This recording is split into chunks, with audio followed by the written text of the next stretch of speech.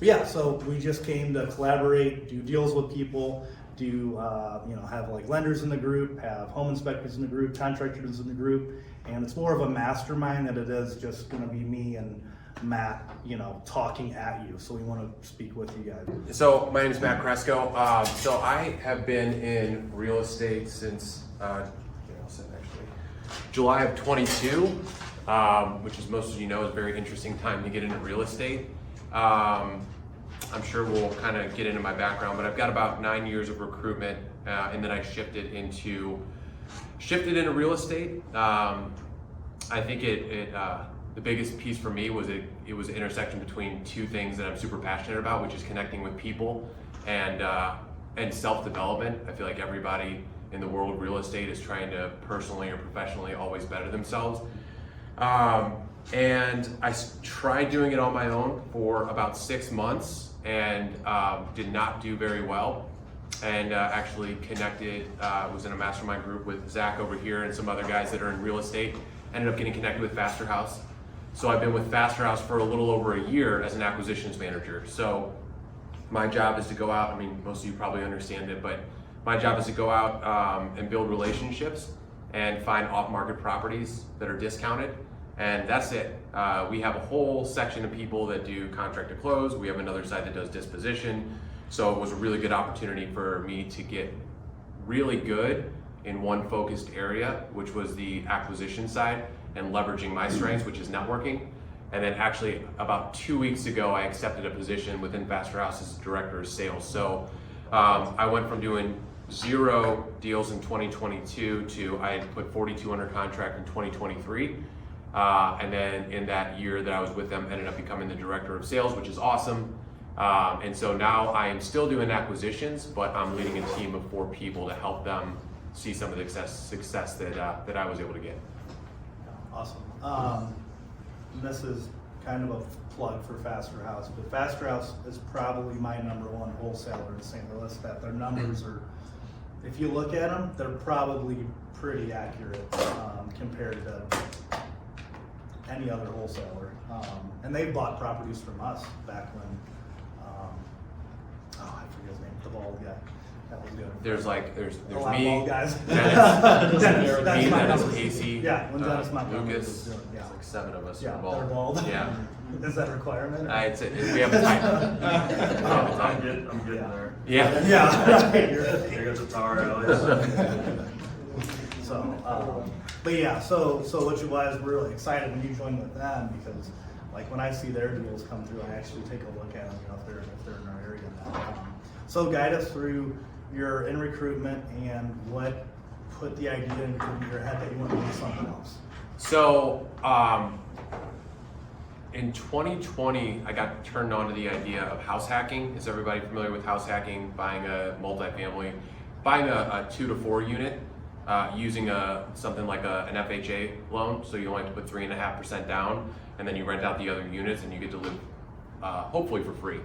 So at that time, I really had no desire to own a home at all, but I did like the idea of living for free. And so recruitment was going well, and I did a house hack on a duplex. So I went from paying like $1,300 a month to rent to like $300 a month to own a home.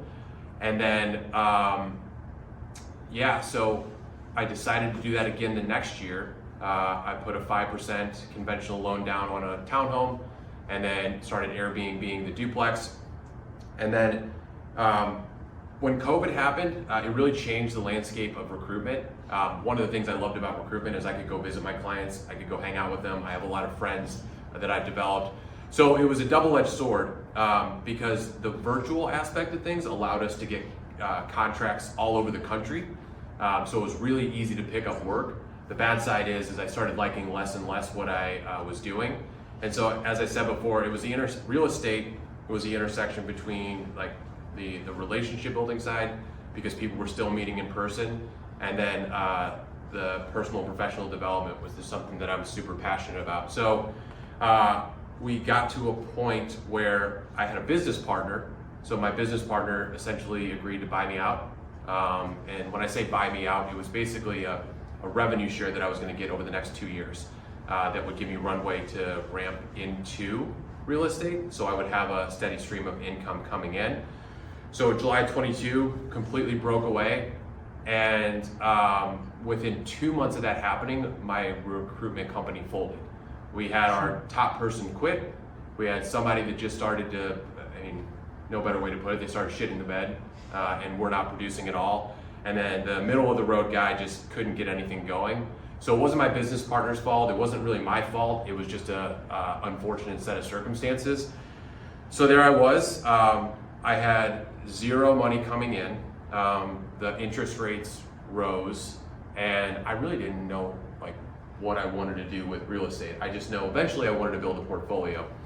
So tried for about 6 months by myself, and with a couple other companies, didn't work out, and then landed at Faster House, and that's when things really started to ramp up. Yeah.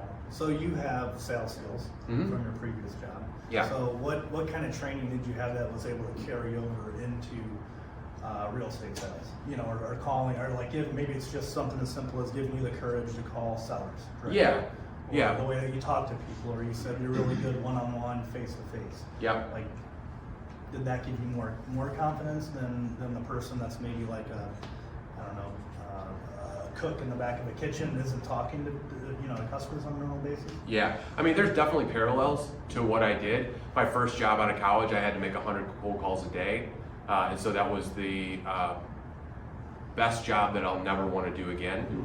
But it forced me into learning how to communicate with people and how to build somewhat of sales skills. And then in recruitment, you're just talking to a person about why they're looking to make a change, right? Like, why would you look to make a change from this job to that job? And in real estate, you're asking them, why would you want to sell your house for a discount, right? It's I would say that there are a lot of parallels, but the networking piece, like I don't know of where I picked that up, but when I really started doing that, that's where I was able to double down. I feel like I've always kind of prided myself on relationships, and so my job was to talk to as many people, try to provide as much value to those people. I shouldn't say anybody, right? Like, if you want to wholesale, what we do is we look for people that are going to shoulder the world of real estate. So other agents, most of you are agents in here. I've had loan officers refer me deals. I've had property managers, landscapers, you name it. But I got really good at sitting down one-on-one, developing a relationship, and finding some way to make value by connecting with someone that could help their business, which I could get into more, but that was really it. So where are you meeting these people at? Here, I met people here. I met people at Faster House Buyers Club. Sometimes I would cold call people. So I think if you're gonna start, it's just like use your sphere of influence or whatever they call it, right? Like, find the people that you know and say, hey, who are the best real estate agents that you know? Who are the best loan officers? Who are the best property managers? And get a warm introduction from them, because you're a lot more likely to be able to meet with somebody if there's a warm intro than just cold calling them, I would say. Yeah. So you have your first property that you bought as a house hack, which is probably 3.5% down. You Yep. get FHA loan on that. And then you have to hold that technically for a year so you can do it again. Yep. Why not do it the third time? What changed? Going 7 months without a paycheck.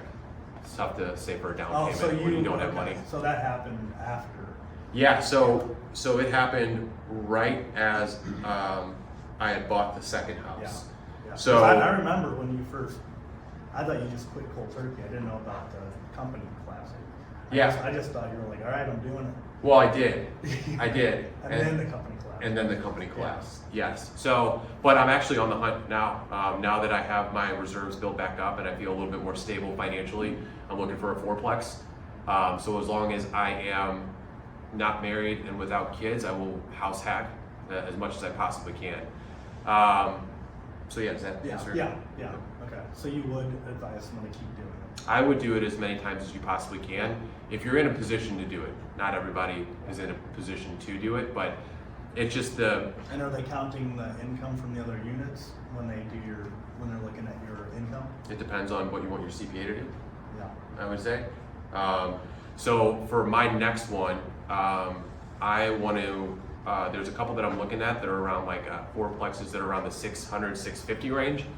And so at first, the CPA was not going to count them as income.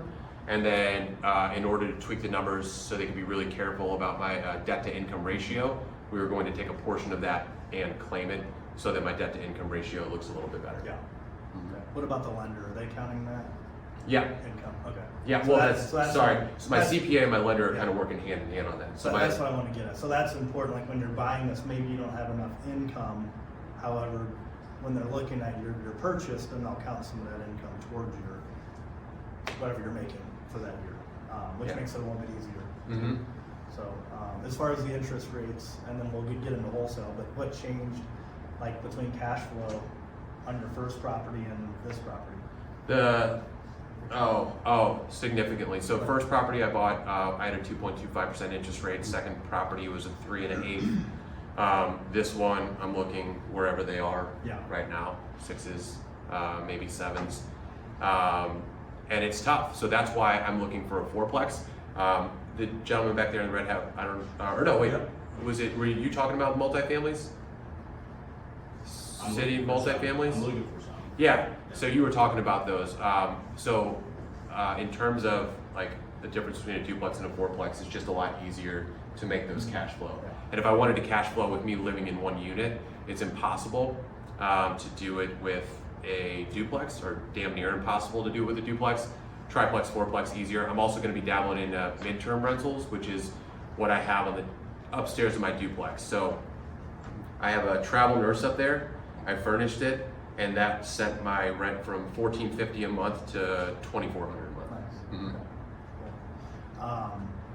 Yeah, I mean, so it's just a lot easier these days because the average cap rate in St. Louis City, like St. Louis Hills, Clifton Heights, areas like that, we were sitting at like an 8% return. Now it's more like a 5% return because the last couple of years, we've had so many people from California. A lot of people from California are ruining everything for us, for people in Texas. I won't go into that too much, but you know, you got to think they sold these homes $500,000 purchase price, and they bought them. They bought it for 500, selling them for $1.5 million. Probably a lot of your clients, they have all this cash and they need to do something to shelter it from taxes, right? So they come into St. Louis, they buy the duplex that we're willing to pay $175 for, and they say, oh, $300,000, 4% cap rate, like that's awesome. Yeah. I'll do that. Otherwise, they're going to lose their money. You can correct me if I'm wrong, but that's happening a lot, and that's why we look at a deal and say, this doesn't make sense. How can someone pay this? It's a use it or lose it type situation. So that's who we're up against, and that's why things, not just because of the interest rates. The other thing is they don't care about interest rates because they're paying cash. So whenever we say like if this doesn't work with the interest rate, it doesn't matter to them because it's irrelevant, right? Okay, wholesale. So when you were doing this on your own, who were you calling? What was your first move? You know, like when you said, okay, today I'm going to do wholesale. What did that look like? So it probably mostly looked at like watching a lot of too many like YouTube videos on how to do it as opposed to actually reaching out to people and doing it for a little bit there. And then it was reaching out to real estate agents. So I would just call on the MLS. The MLS is a tough place to find deals right now. I mean, who in here has wholesaled? Just curious.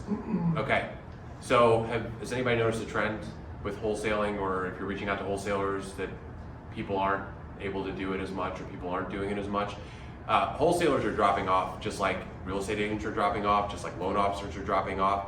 So I was calling real estate agents thinking I would find a deal because I was using information from previous years before the interest rates were rising.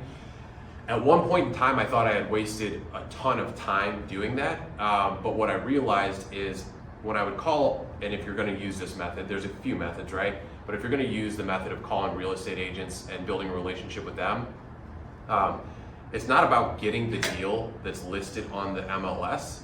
It's about building the relationship over the phone as much as possible and saying, hey, what do I have to do to be your best friend, right? Like, what do I have to do to be the guy that you go to before you list this property? And what I realized is I did a pretty good job of that, and I kept the list. every single person that I talked to and made sure I followed up with them every single month. So that's what I did starting out. It was kind of shooting at the hip, and then when I got into Faster House, I really developed some systems and some like, here's my process, here's my metrics, here's what I'm holding myself accountable to every day. So you said it, even a lot of wholesalers are dropping out. Why is that? Because I would, If you had to guess. if I had to guess, it's because there's less buyers or people are buying less. Maybe there's not less buyers, people are buying less because, like you said, things aren't cash flowing as easily. When there was 2 and 3% interest rates, it was very easy to cash flow. So almost anything you would burr into would be a deal. Yeah, would work. So I think another thing that we've seen, like in the wholesale world, where you're taking it, cleaning it up a little bit and putting it on the market, is that Super the popular. average homeowner, they're okay doing a little bit of work now. Yeah. You know, for a little bit of a discount, because their alternative is paying over or buying something at a super high price. Yep. And they can get it just for a little bit. They don't need to get it, they're not looking to make profit on it. Right. But they're looking to get it at a slightly lower price, right? So they can do the work themselves, or you have someone like Jerry that knows how to do the work. You say, well, I'll just do this on my own, right? Yes. And so you have those people that are now competing with investors. Yeah. You have the end user competing with the investor. Yeah. And I think that, a lot of people, or wholesaling, or just a lot of people are just selling their house as is on the market, Yeah. right? And agents are telling them, like, you can fix this if you want to, but realistically, if you don't want to make those fix-ups, you don't have to. Plus, it's pretty expensive. Like, cost of labor and cost of materials is pretty expensive. So I don't blame a lot of people. Yeah. Yeah, I'm seeing a lot more as is, and Uh-huh. they're not trashed. They're No. grandma's home. It just, it just hasn't been updated and yeah, as is. And then of course, the customer can't, or the client can't go back and say, well, you fix these things, we got a deal. It's like, Yeah. as is. Yes. Exactly. What, so you build relationships with realtors. What motivates them to give you an off-market deal instead of just listing it to get their commission? It's a good question. When I first started out, I almost felt like I was being dishonest with them, or like I needed to hide behind the fact that there are only certain people that this probably fits for. Once I kind of got over that and I realized real estate agents look for horses and we look for unicorns, then I guess a lot of them just saw me as like a tool in their tool belt, right? So if what we look for is distress, and most people just think physical distress, and sometimes agents would send me like your grandma, fixer-uppers, right? And then I would talk to them about it, I would give an offer, and they'd be like, well, that's nowhere near what we're looking for. And so then I kind of changed it around to, we don't just look for physical stress, we look for financial distress, we look for emotional distress. We bought from pre-foreclosure, we bought from, somebody passed away and a house was inherited. So we will never be the highest offer, and I tell the agent that. I say, but like, if they value speed and convenience over getting top dollar, we'll bend over backwards to make their lives easy. And that's what we do. And plus being with a company like Faster House, like we're one of the few wholesalers in the area, because we're bigger, we'll guarantee that we'll close on things, and we're not afraid to lose money.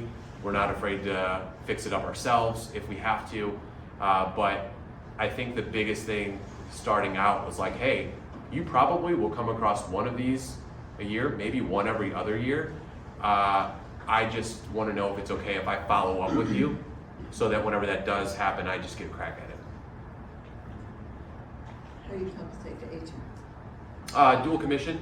So if they're allowed dual commission, and for those of you that don't know, the 6% that of the commission is usually split between the buyer's agent and the seller's agent. We'll usually have the agent represent us as the buyer, so that they get both sides of the commission. Some agents aren't comfortable with that, so we just tell them, like, give that right back to the seller, so that they make a little bit more money at the end. And sometimes you guys even offer like a bonus Mhm. on top of their commission. Sometimes we'll offer a referral bonus, and actually we just got okayed for this. So we buy about 200 to 250 a year. I'd say 10 to 15% of those we fix and flip ourselves. We just got the okay for when we get a house from an agent, if we fix it up ourselves, the agent will get 35% of the commission on the back end. So there's a 2.7 listing commission that goes on the back end once we fix it up, and we do a really good job on our flips. And obviously everybody knows the house is worth a lot more after you fix it up, right? We still partner with Magnolia and have them listed, but the agent gets 35% of that commission without doing anything but referring it to us. So there is a little bit more financial incentive as well. And Magnolia is your retail realtor brokerage. Yes, they're in the same office. We're no longer under the same umbrella of a company, but we still partner with a lot of things that we do. We like them a lot. Cool. You said something real important. So you're building your brand, or Faster House building their brand. Like when we sold some of our rentals to Dennis, we knew, I didn't have to wonder if it was gonna close or not. Yeah. We just know like it's gonna close because it's Faster House, which is a big deal. It is, yeah. And that's, if there's one bit of advice, like probably the biggest advice I could give, if you want to get into real estate and if you want to do it full time, if you want to do it part time, like unless you're an agent or unless you're just around this a lot, it is tough to do wholesaling part time. Like it is not a time to get into, it's just like being an agent, right? It's not a time to be a half-assed agent, right? If you want to be an agent, you want to start from zero, like you have to put more than a full effort in. The biggest game changer for me was like, especially like having an ego of like, oh, I own my own business, I can do this myself. It's like, go work for somebody. I'm splitting the profits, but I'm learning. I'm doing an apprenticeship and I'm getting paid for it right now. That's the way that I look at it. And it opened up a ton, I mean, obviously it opened up a ton of doors for me. I got a promotion, you know, I'm back to making good money, all this other stuff. But if you really want to go full-time into wholesaling, go find a company that's doing it at a high level and go work for them. Because right now it is really difficult to just start out doing it by yourself. I'm not saying you can't, I'm just saying that's my experience. Yeah, we like to do joint ventures with people, and they say like, well, you're taking half or you're taking this much, and I say, that's fine. You can get nothing because you can't do it on your own. Yeah. For whatever reason. Right. You don't have the funds, you don't have the knowledge, or whatever it may be. So it's kind of like those first 6 or 7 months when you're doing it by yourself. Yeah. You'd probably beg to take 50% of Anything. 10 deals a month. Oh yeah. You know, I mean, you're closing, what, 3 deals a month on average before? You know, I mean, you would love to have that. Yes. 50% of that. Oh, 100%. There's got to be some type of investment, right? You got to be able to invest money. You got to be able to invest time. And if you don't have money to invest, then you just have to give up your time for it. And sometimes, like in my case, Faster House dumps $40,000 to $50,000 a month into marketing, which gives me at bats and gives me the opportunity to learn how to do it. So walk us through kind of the process of wholesale. So, yeah. I mean, very high level, you know, basic, you're making a phone call. Yeah. So, I guess it starts, for me at least, whenever the lead comes in. It either comes in from an agent partner or it comes in from one of the Faster House marketing funnels. Reach out, and then there's usually 4 things I try to get from the seller immediately before I go out to the house.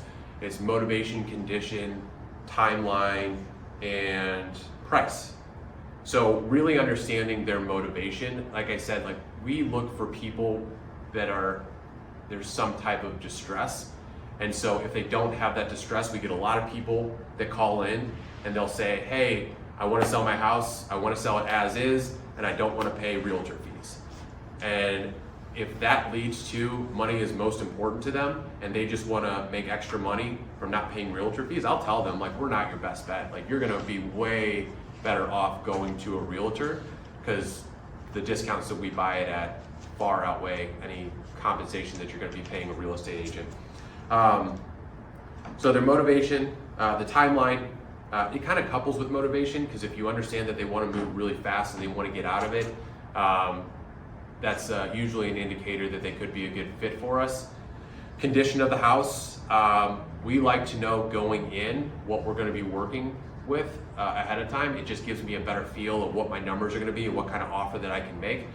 And then price, again, price is everything at this point. We buy it 70 to 75% of the after repair value and then subtract repairs.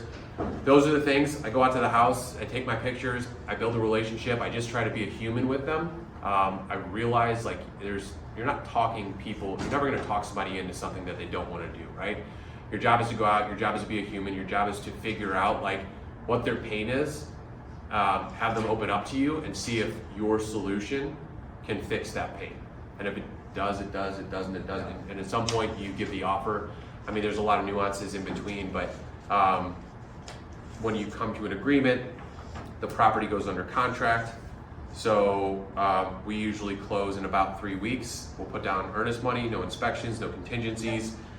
And then from there, it goes from my hands to dispositions, and that's the sales side of it. So we've got about a list of 1,500 investors locally that we work with that come to us for deals. We'll usually blast it out to them. The dispositions manager usually gives tours of the property and then try to make as much money on it as possible so that it's a win for everybody. And then contract to close, that's another person too, and that's admin work, and that's not my strength at all.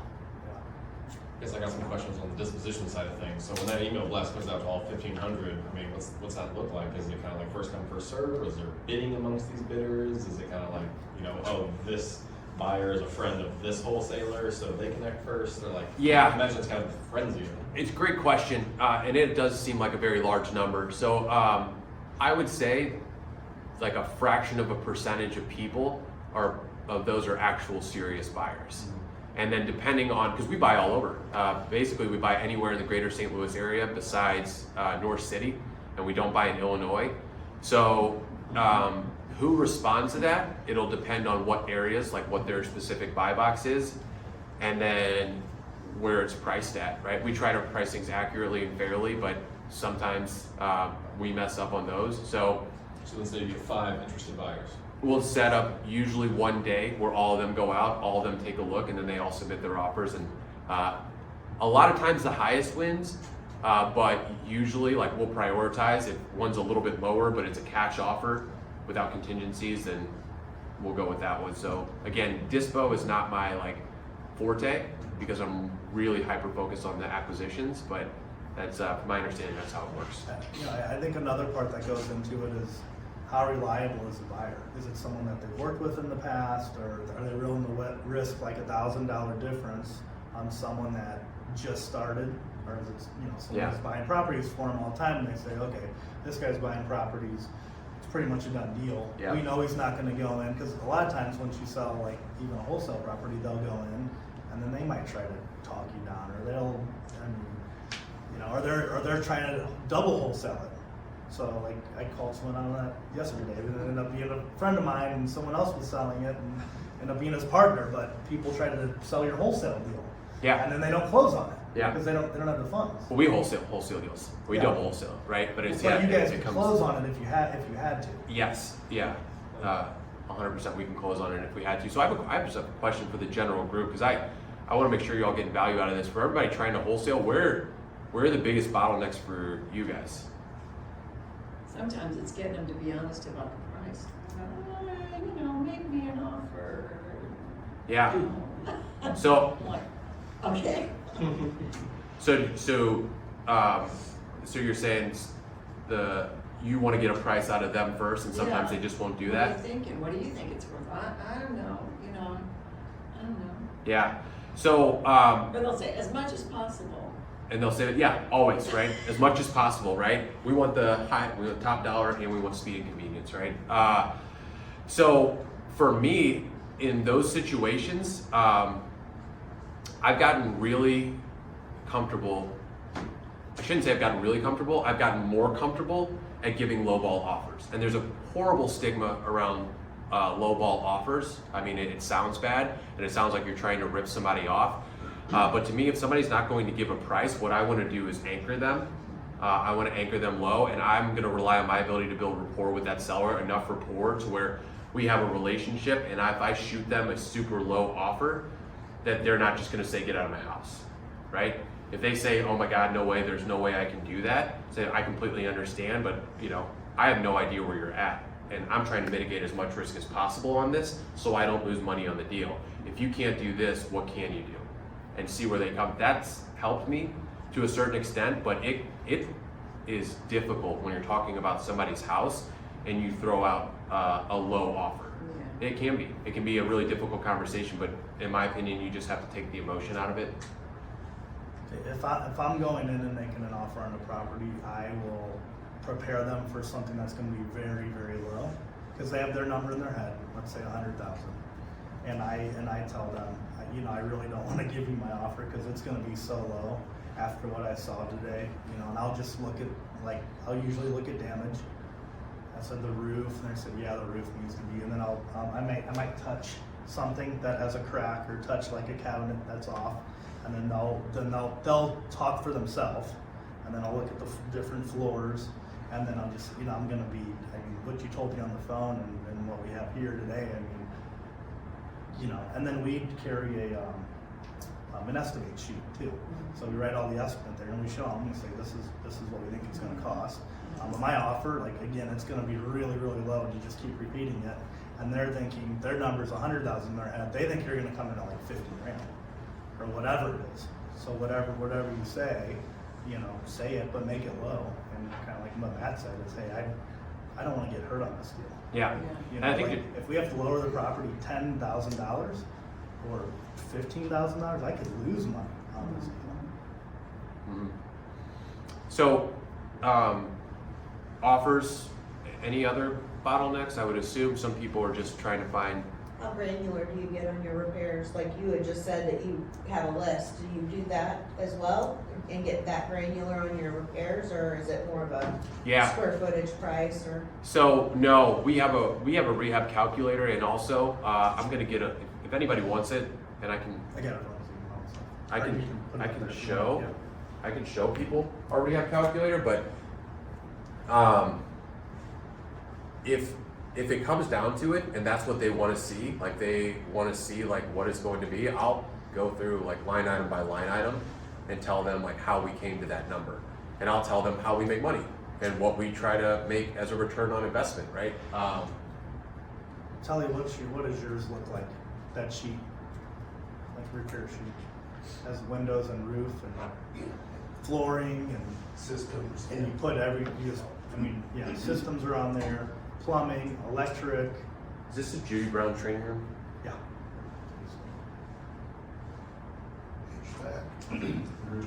Yeah, it's everything is on there, and then there's even a miscellaneous 10%.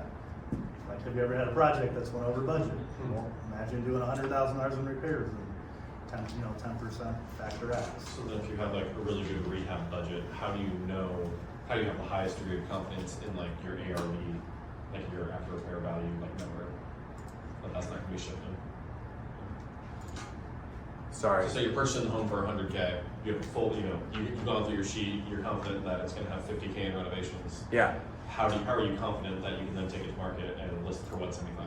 Like how do you maintain a high degree of confidence in your ARV? So Look at the comps. what's that? No, I was saying you're looking at the comps. Yeah. And you're figuring ARV out Yeah. ahead of time. Yes. And then, you got it. Yeah, so Normally, I think you'd want to keep it then a little bit under, what you think max ARV is. Yeah. Are you an agent? I'm not. Okay. Have you ever been on the MLS, or have you run your own comps before? Roughly. Okay. So that's it. You're looking for similar houses in that area, and you're looking for the houses that are most done up. So the nicest houses, similar bedroom, similar bath, within 20% of square footage, and then you're taking an average of what those are selling for, And that's what you're doing. and that's your ARV. And then in what we do is in nice neighborhoods, more desirable neighborhoods, 75% of that. If it's not as desirable neighborhoods, we'll start at 70%, and then we'll subtract our repair costs, and that's our number. That is our typical buy price. A lot of, again, nuances, a lot of varying factors go into that, but normally that's how it goes. So if I tell you what, if anybody wants the rehab analyzer, just text me. I'll send you a copy of it so you can print it out, and it's a Google sheet, Google sheet that has like line by line, interior, exterior, anything that you would need.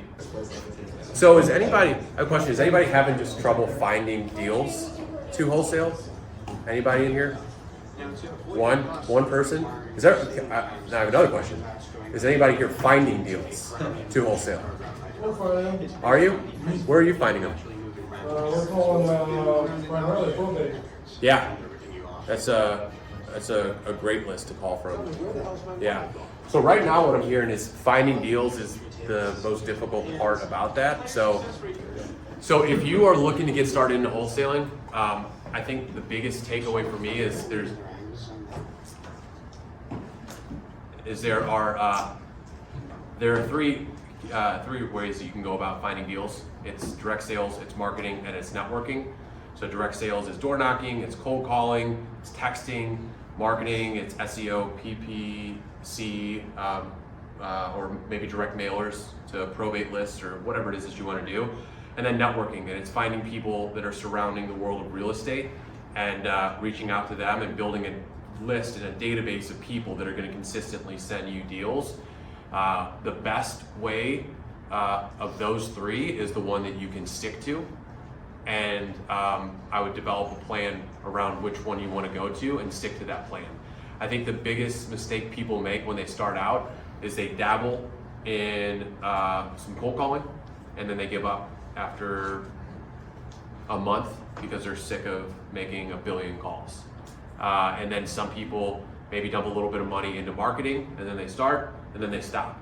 Well, in reality, if you're sending mailers, I think the average person doesn't reply or respond until they see the 7th mailer that you send. So, And I have had people respond to my mailer like a year or two later. yes, It's weird. yeah, They just have it there. They have it. They might be in some trouble, but then they get into a lot of trouble, and they're going to lose their house or whatever. And then they say, okay, now I need to call this person. yeah. So really, this probably is universal, whether you're an agent, a loan officer, or whatever. I think it takes 90 days to really gain any traction in any area of what you want to do. So every time you switch your strategy, you basically are starting over.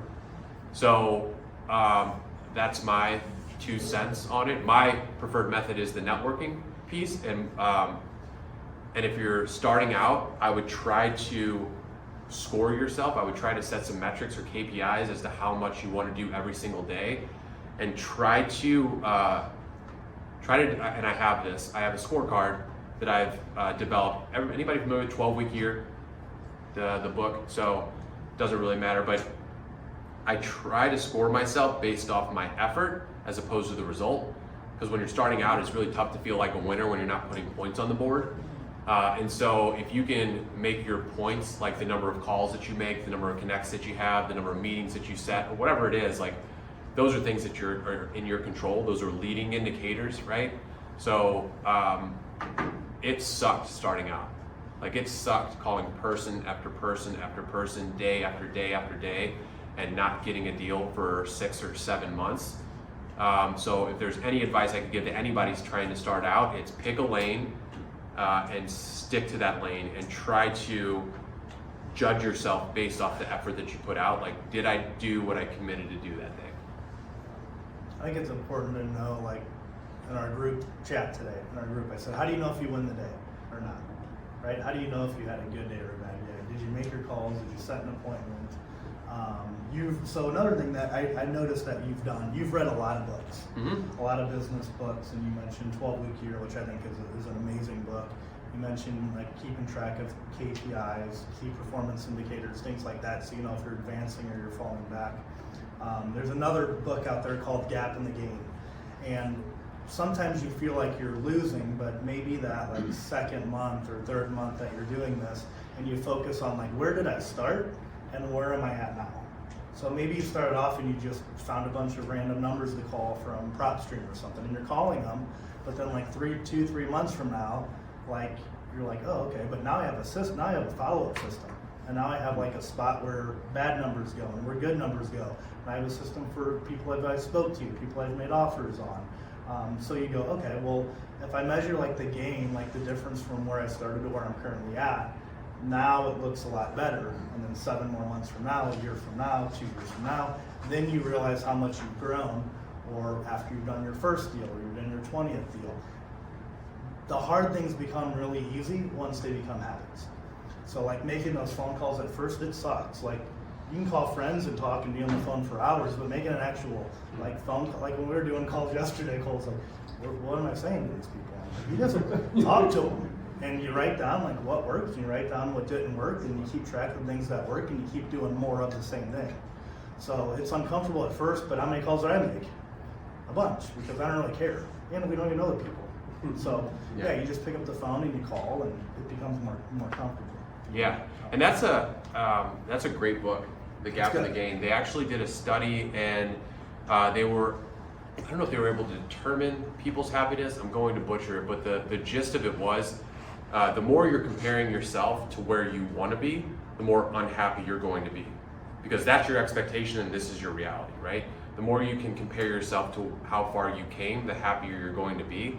And as we've seen, like money is not, to a certain extent, like a correlation to happiness, right? There's plenty of people that have a lot of money that are unhappy, but it's almost guaranteed that the further you, the way you're comparing yourself, the further you are to what your ideal is, and the more you compare yourself to that ideal as opposed to the progress that you made, the more unhappy that you will be, and that's guaranteed. Yeah. That's a really good book. Yeah. So I went through a really rough time just last year. I knew like where I was, and I had some changes in my life, and I had to go back.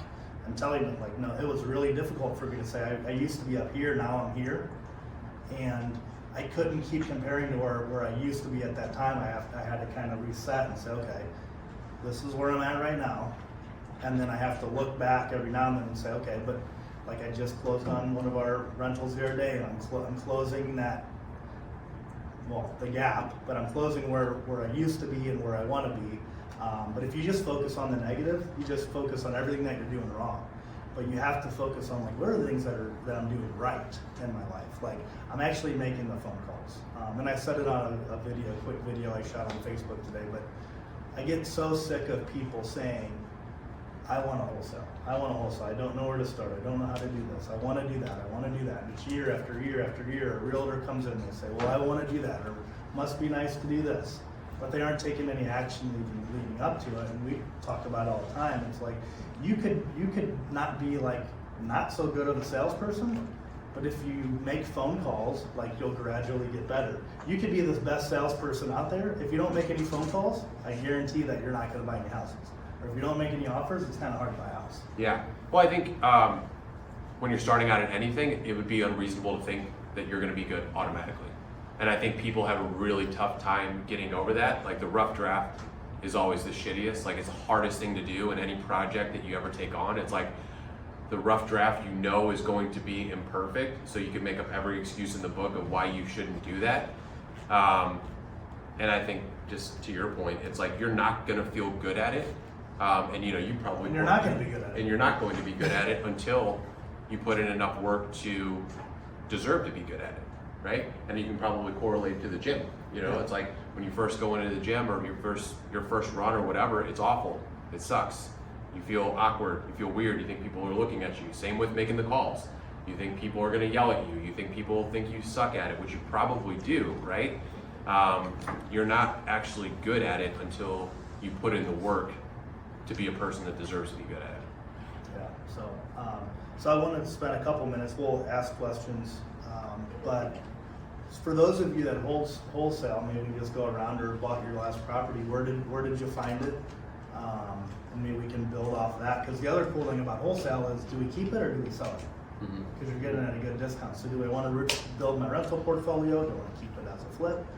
Or do I just want, to sell it? So you get the cherry pick. Mhm. That. Yep. So anyone like to share? Or? I will. So my business partner and I, we did a mailing. We did a mailing to this particular zip code, and then some people called in from that. So we were calling it back, and I found a woman whose husband's mother had passed away. It was her house, and she'd had some family members living in it, and of course they didn't take care of it, and probably didn't pay the rent. It was a cute little house, 3-bedroom, 1 bath, 2-car garage, but it was full of crap. I mean, the the woman was kind of a hoarder, and the realtors didn't take care of it. And this woman wanted to be done with it. Her husband had a stroke.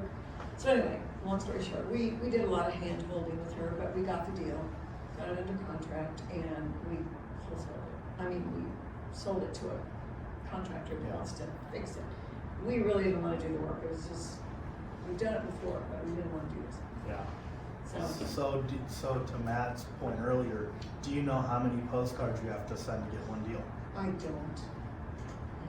So that's how you figure out like Yeah. how you double down on it, or Yeah. or what happens a lot. Like you made another good point. Like people like, and I catch myself doing it all the time. Say, oh yeah, I used to send postcards and used to buy a lot of houses like that. I haven't sent a postcard in years. I used to, and then I stopped because I got too good for postcards. Yeah. Because people kept bringing deals and it was easy, you know. So just tracking what works. You know. Anyone else? What you guys? Cold calls? Cold call. Yep. How many calls do you think you're making to get one deal? What was the which deal?